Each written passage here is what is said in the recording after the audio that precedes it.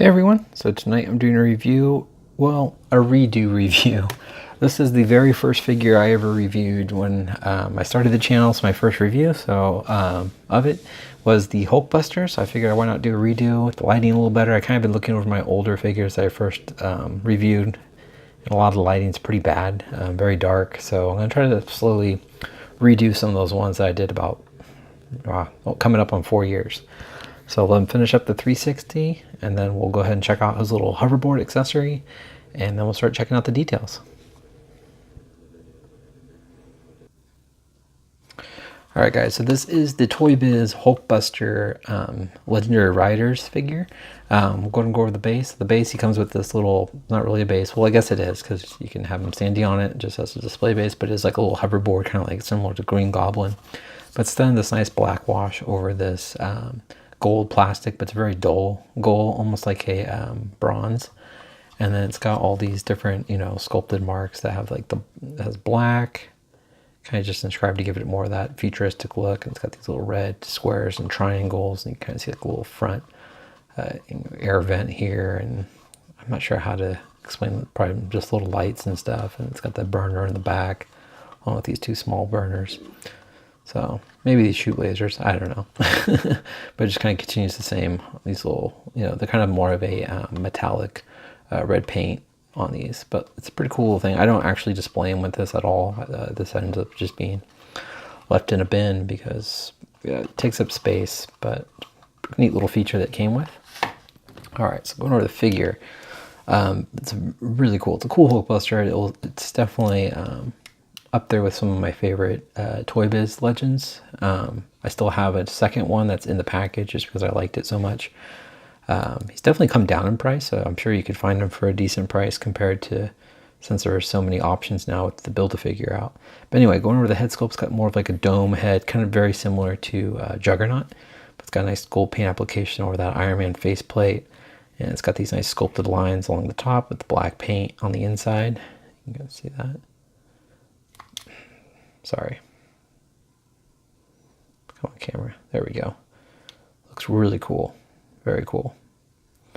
And then same thing on the front of the chest here. You can see like more of that black lining sculpted in. So it's all like niched in there.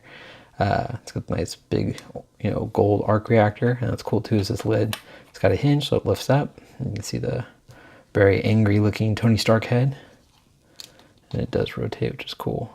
But it's very cool looking. It's got, really nice flesh tone. It just looks really good to me. Nice paint applications on the eyebrows, and the eyes looking straight forward. Got the kind of a smirk on his face with his mustache, a little comb over on his combed up hair. On the inside, it's very cool. So you can kind of see like these little fans and just buttons, and looks like a little, almost like a battery, battery bar right here to show like maybe the life of the suit before the battery runs out or anything like that. But got these neat little fans in the back here to keep them nice and cool. But definitely has a lot of really cool detail in there. They didn't really have to do that since most people keep the helmet closed up. But it looks really cool. And so let's go ahead and go over these shoulder pads. So mine's got a little nick here in the paint, but it's got these nice sculpted, like almost looks like a golf ball. That's what it kind of reminds me of to me. But nice gold paint application. These are kind of more of a pliable rubber, and these are on a hinge, which is nice, so they don't get in the way. But it's just got more of that. You can see rivets and just more of that sculpt with the black paint in there, give it some more detail. And then coming on the back here, it looks really cool. It's got a plug in the back, so if you had a flight stand, you could plug it in there. But this figure is very heavy, so I don't know if those old Toy Biz flight stands I would trust to hold this guy up. It would most likely fall down. Looks really good. You can see on this side too.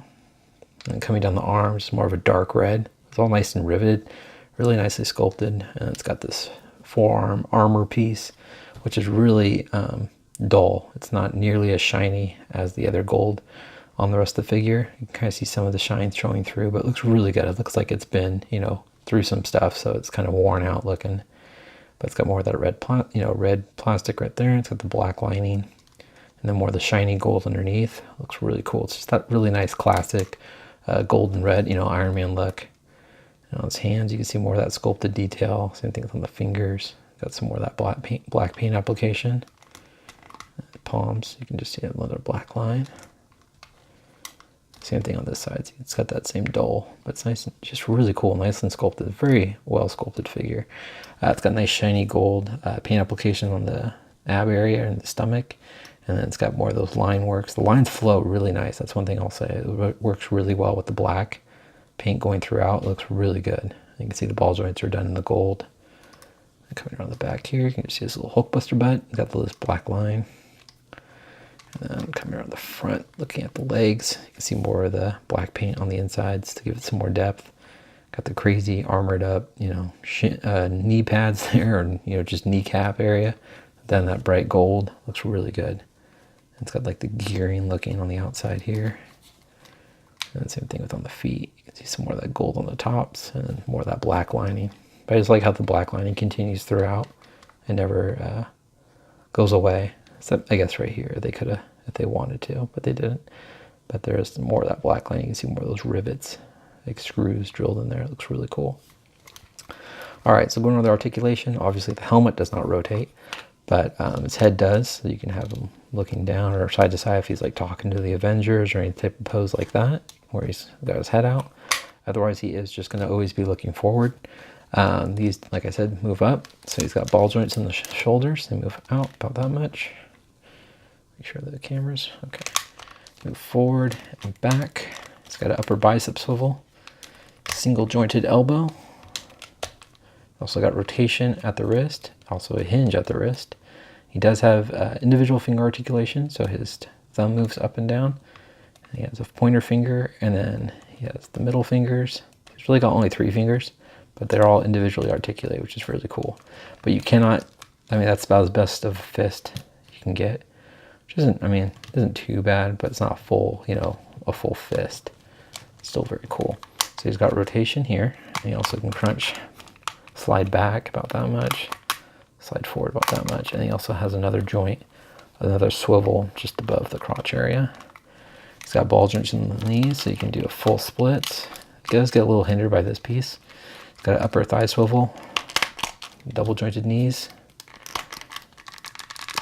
It's got ankles move up and they move down. Does have some big old feet. He's got the old school ankle rocker there from Toy Biz. It's not like super tight, but with the weight of the figure, it doesn't really, with these big flat bottoms, he doesn't really fall over.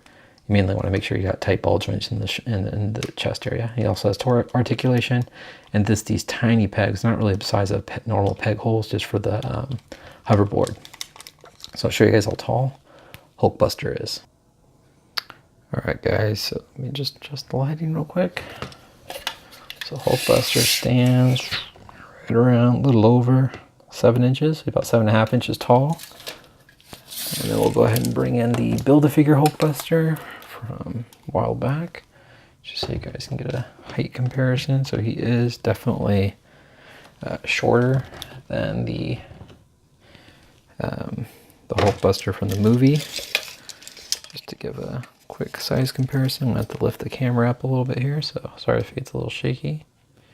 So you can see the other Hulkbuster stands about 9.5 inches. So he's roughly about a little over an inch, you know, taller than him. Or, yeah, messing up on my math. But still, it's kind of cool, you know, because you get the comic version and the movie version. I'm debating if I want to get the 2-pack movie Hulkbuster, just because the paint apps look so much better on that than the Build-A-Figure does. Just because I really like the UK exclusive Hulkbuster too, because I love those paint apps also. So hopefully the 2-pack one's got that to kind of justify the cost. I know that, I'm assuming that set's going to be $100. But there you go, guys. That's my review on the Marvel Legends Toy Biz Hulkbuster from Legendary Rider series. Please leave a comment, hit the like button. Oh, show you him next to a couple Iron Man, sorry. So here's the Bleeding Edge Iron Man from the Ironmonger series. And here's the more of a classic Iron Man from the same series of Ironmonger. The one that came with a little interchangeable head. Just so you can get a height comparison with him next to regular Iron Man. But there you go, guys. Okay, there you go. That's my review. Please leave a comment, hit the like button, and subscribe if you haven't. All right, guys, take care. Have a great night.